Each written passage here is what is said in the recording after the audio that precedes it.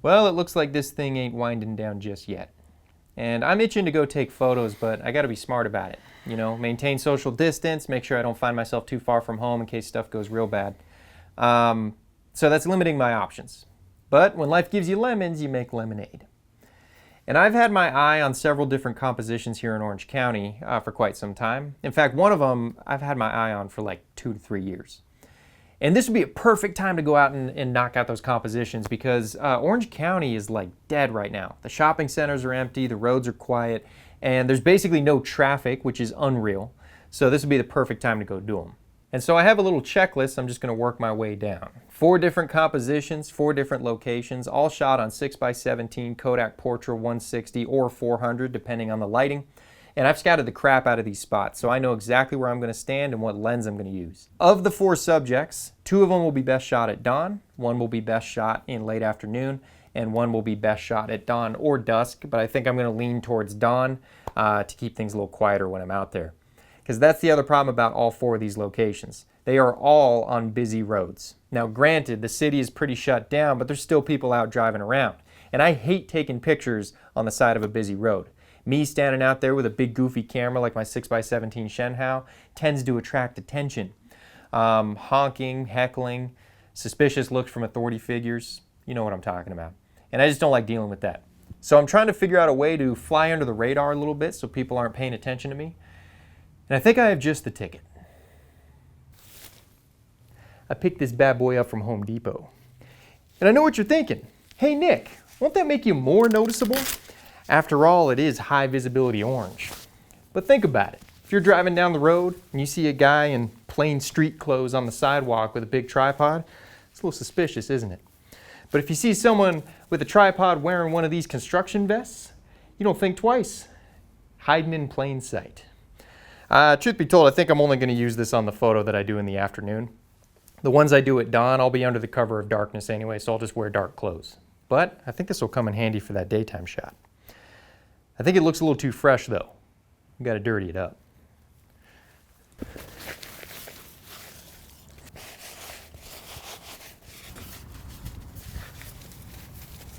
Much better. I think I'm ready to go.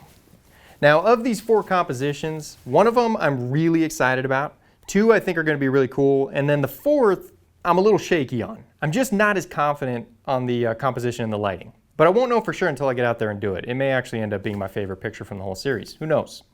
But I think I'm going to start with that one and end with the one I'm most excited about because I like to end on a high note.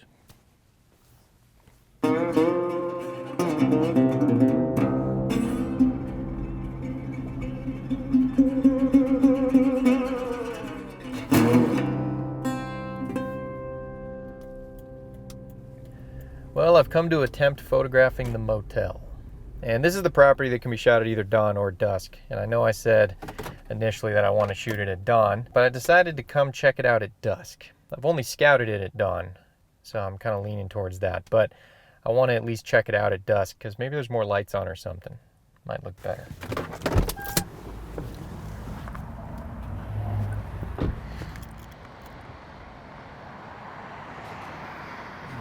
My initial attraction to this building was the monument sign out front because, well, look at it. I mean, of course, that was my initial attraction. But I didn't want to do a photo of the sign by itself because I figure a composition of the sign all by its lonesome doesn't tell nearly as interesting a story as the building with the sign. Now, I came here at dusk in the hopes that the sign would light up, because after all, it is neon and that would be freaking rad. But no such luck. I think it's busted for good. And so I've returned this morning to photograph it at dawn. And I know I said for this property, dawn or dusk doesn't really matter, but because the sign isn't lighting up, that's not exactly true. The sign is going to be at the far right of the composition, and at dusk, the light will be coming from the right, thus leaving the camera side of the sign in its own shadow. But at dawn, that light will be coming from the left, which will bathe that sign in the faintest of warm glows. And so that's why I've come back this morning to shoot it. Even though I really didn't want to wake up early today.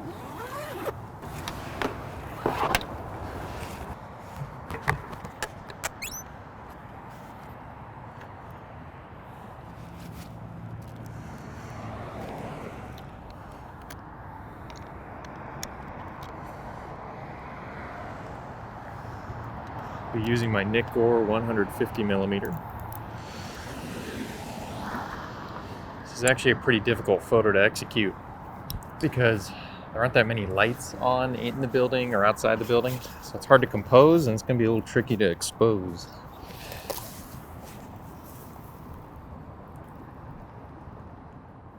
Metering this scene was one of the most difficult I've faced in a long time. With such dim ambient light and so few artificial lights on in the building, there just weren't that many places I could even get a spot reading. And the few places I could get a reading, I was really doubting where that tone should lie in my tonal range. So I just kept checking my metering again and again and again, trying to get my confidence up, but doubting it every step of the way. And then I would finally go to take the photo, and I'd have to squeeze in one last meter reading just to make sure I got it right. It was difficult, and I certainly didn't feel 100% about it, but I eventually landed on a combination of settings I felt would work. All right, let's do 22 at 8 seconds, which I'm sure puts us in reciprocity. Let's see how far. 15 seconds.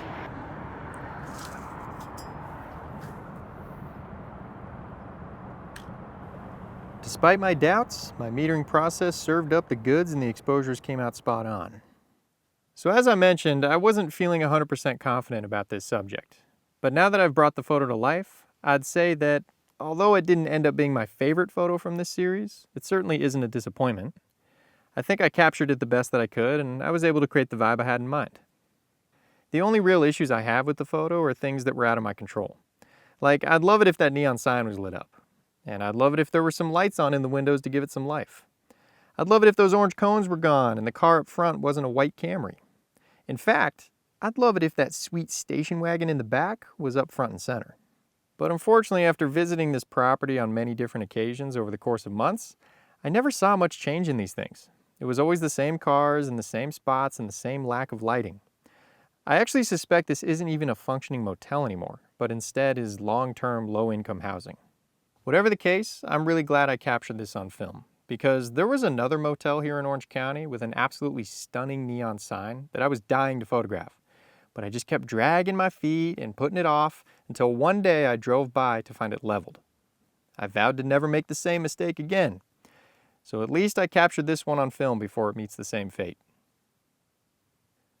I also stuck around through sunrise to photograph it in the warm glow of first light. I kind of like the look of it, but overall I feel it loses the mood I was after. It's hard to beat the look of dawn or dusk on a subject like this. 1 down, 3 to go. I think we're off to a good start.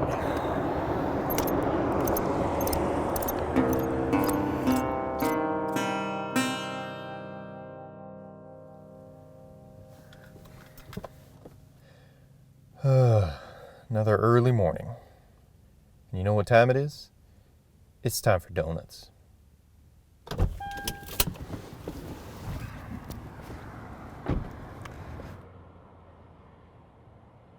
This donut shop is actually on the same road as the motel. It's only about a minute drive down.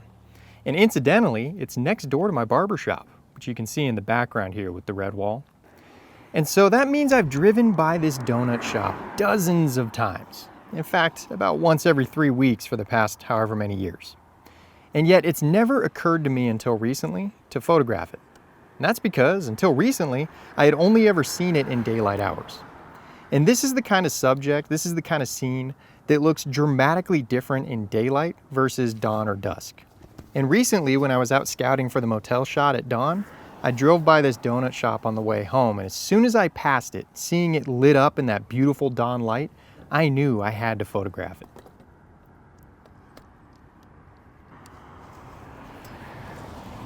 This donut shop isn't exactly a relic of Orange County.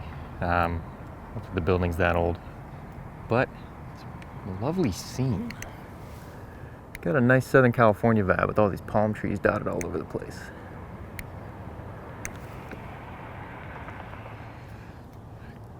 Come on. So much activity here this morning. Okay, here we go.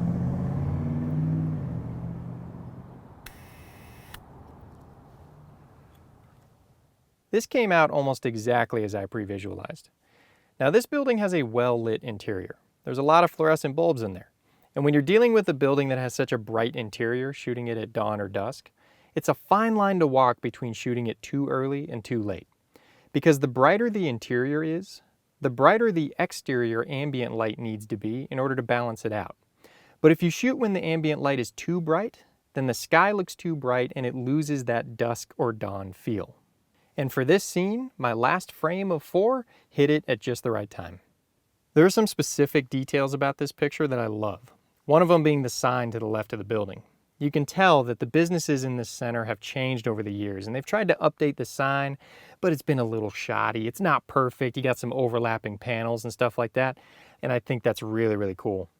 But my absolute favorite part of this whole composition is if we zoom in on the building, you can see the cashier sitting there in an empty interior, waiting for the next customer to come in. Much like my Houston's liquor photo, I lucked out with him holding perfectly still during my long exposure. Well, that does it for the donut shop. I think that's gonna be a good one. So I'll be honest, I had to rush on that one. Got a little bit later start than I should have. And that goes to show the importance of scouting. I knew exactly where to stand, knew exactly what lens I was going to use, so setting up quick was no problem. The only question now is, should I get a donut? No, I don't need more carbs in my life. Nah, I don't need to get a donut.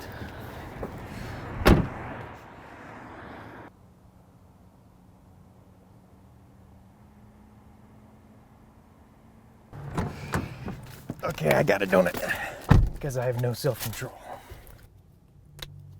I know it's not exactly social distancing, but there was nobody in there. It's fine. As a kid, I always got the chocolate glazed, but as I've gotten older, I much prefer these plain cake donuts. I think that's a sign of maturity. All right, well, the next picture on the list will be done in the daytime, so no waking up early. That's nice. All I need is an overcast sky.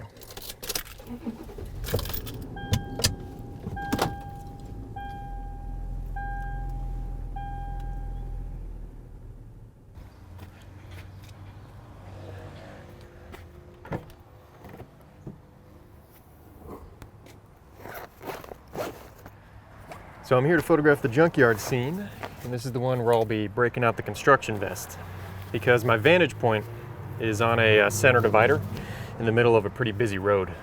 And I figure if I'm wearing this, people just think I'm working on the sprinklers or surveying for a construction company or something. So what do you think? Look pretty legit, right? I'm dressed like a construction worker, talking to a video camera, about to go photograph a junkyard. What has my life become?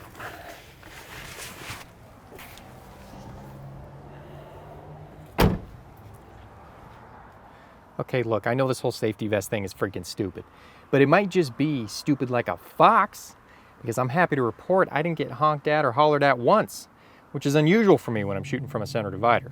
And believe it or not, I actually shoot from center dividers quite frequently with my work. Now, I'm calling this junkyard scene an Orange County relic because it's a freaking junkyard in Orange County. The real estate here is far too expensive for something like this to exist, so it's gotta be a holdover from when land was a lot cheaper.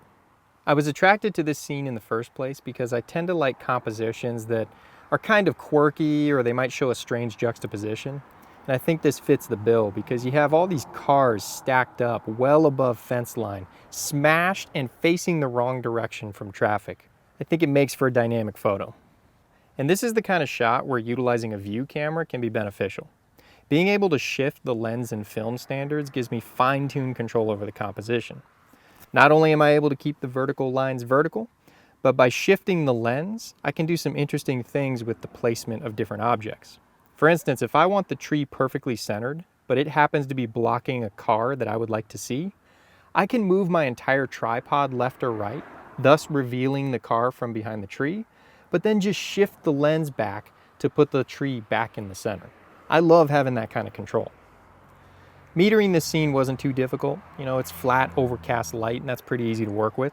But I did find that once I metered correctly for the foreground, the sky was a little brighter than I wanted, by about 2 stops. So I grabbed my Lee 2-stop hard edge split ND and slid it over the lens. I'm not gonna lie though, it can be frustrating to place a split ND on a large format camera. The long focal length lenses, and especially on a panoramic system like this, it can be hard to see the transition. But it helps to put the aperture to the setting you're planning on using for the final photo. That'll give you an accurate representation of the depth of field and make it a little easier to see the filter. This subject and the composition I'm working on, I would best describe as an ordered chaos.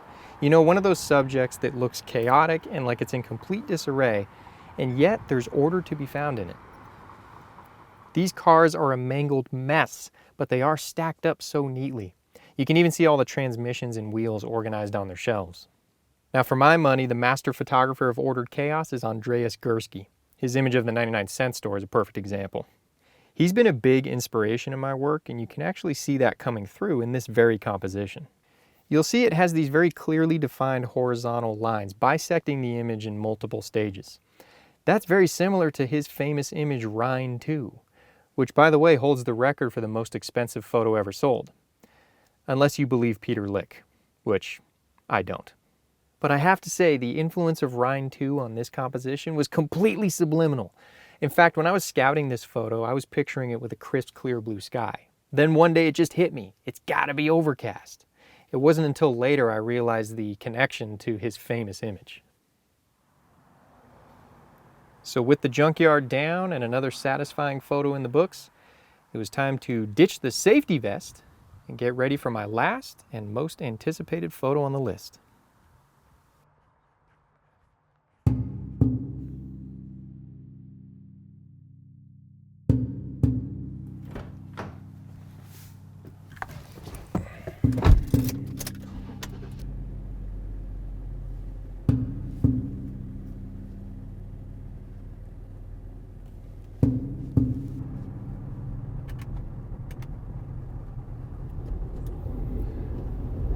Well, I'm on my way to my fourth and final composition. And I am eager for this one, baby. It's in my absolute favorite region of Orange County, Old Towne Orange. My wife and I would frequently come to Old Towne for dinner or brunch. You know, back before restaurants were illegal. And every time we would drive by this subject, and I would say to myself, one day she will be mine. Well, I think today is that day. Look at her. Isn't she glorious? You don't see trees this big very often in Southern California. And I love how they've just let it grow and grow and grow in front of that tiny building behind it. Really makes me wonder how old it is. I'm delighted to see there's no car parked in front of it, because that would have been disastrous. It's pretty quiet here this morning. Not too many cars on the road. One trash panda though.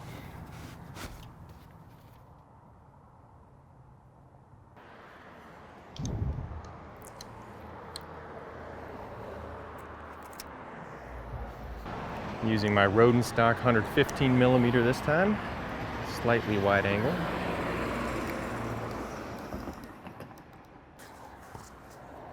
So I'll be photographing this in several stages throughout the morning because I want to see it in different lighting.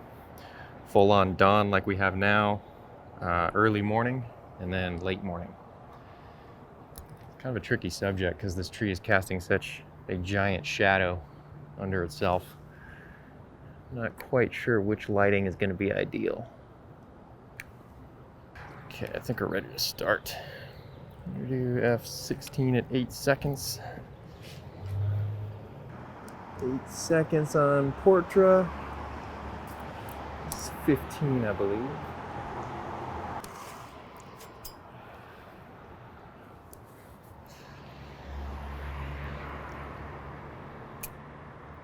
I built up a lot of anticipation over this photo, so there was a decent chance I was going to be let down. But thankfully, I wasn't. I am so happy with this shot. From the color palette to the composition, it's even better than I was picturing. I love the interplay of natural and artificial light in this early morning scene. The strong, directional, warm-toned lighting coming from exterior building lights and, most importantly, coming from the streetlight above, creates a beautiful contrast with the soft, diffuse, cool-toned ambient light pouring in gently through the canopy. And that one window of golden color with its clean, sharp edges, standing in contrast to the blue organic shapes of the tree branches, buddy, it's just a bit of all right. By the way, this street light is in the perfect position. Peeking through the dense foliage above, its high and to the right placement brings out the depth and shape of this tree's incredible roots by casting shadows into the pits and valleys. That directional lighting is exactly what this subject needs to reveal its best qualities. I'm in complete awe of this tree, which, as it turns out, is nearly 150 years old. It's a Moreton Bay Fig Tree that was planted in 1875 by a man named Henry F. Gardner to honor his wife and firstborn son on the day of his birth.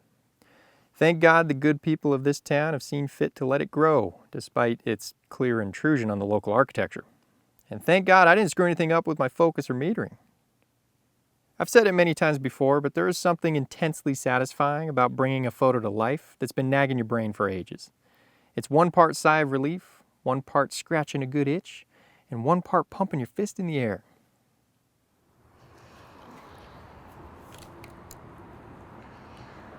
I just like to double check my composition after the light has increased a bit. It's so hard to see the ground glass when it's like full on dawn. I need a little more light to actually see what I'm doing.